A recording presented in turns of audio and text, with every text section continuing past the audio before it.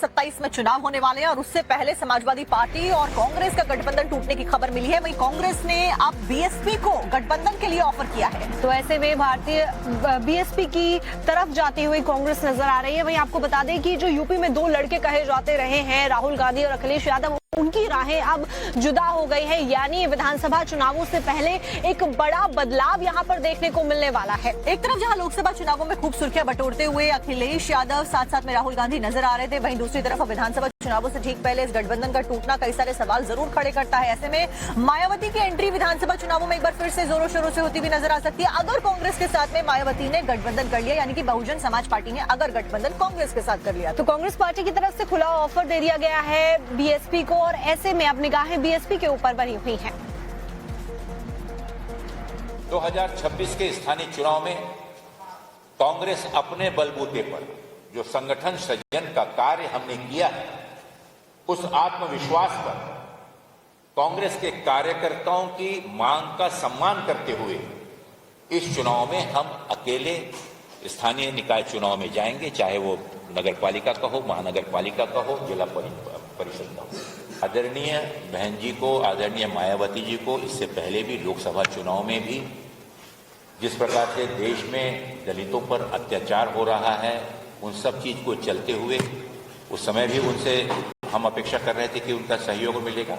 वो जब भी आना चाहें, उनका बहुत बहुत स्वागत है।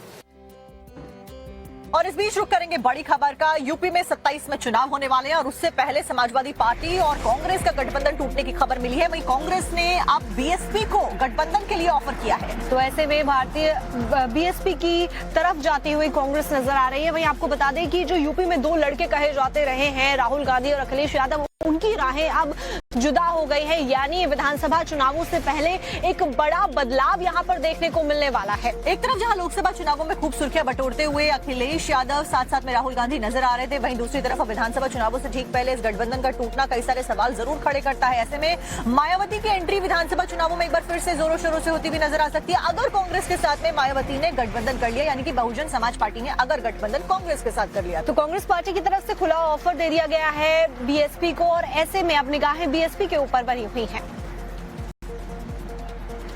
2026 के स्थानीय चुनाव में कांग्रेस अपने बलबूते पर जो संगठन सृजन का कार्य हमने किया है, उस आत्मविश्वास पर कांग्रेस के कार्यकर्ताओं की मांग का सम्मान करते हुए इस चुनाव में हम अकेले स्थानीय निकाय चुनाव में जाएंगे, चाहे वो नगर पालिका का हो, महानगर पालिका का हो, जिला परिषद का हो।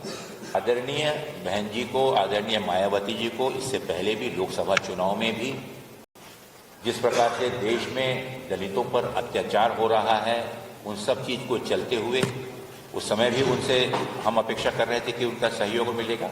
वो जब भी आना चाहें, उनका बहुत बहुत स्वागत है।